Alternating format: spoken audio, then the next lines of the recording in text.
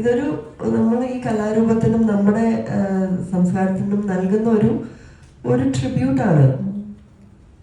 അത് നമ്മുടെ സംസ്കാരം, നമ്മുടെ പരമ്പരാഗതമായിട്ടുള്ള വാല്യൂസ് എല്ലാം പകർന്നു നൽകുക എന്നുള്ളൊരു റെസ്പോൺസിബിലിറ്റി. ഇത് ഞാൻ മനസ്സിലാക്കിയതാണ്.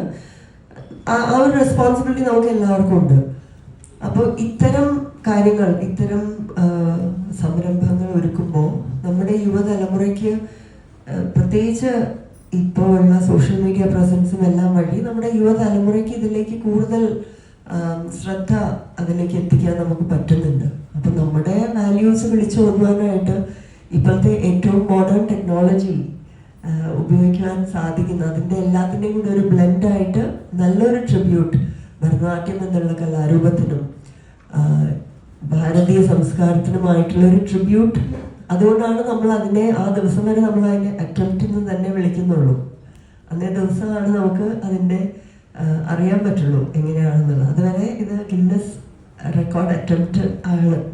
സോ അതാണ് ഒരു ട്രിബ്യൂട്ട് നൽകുക.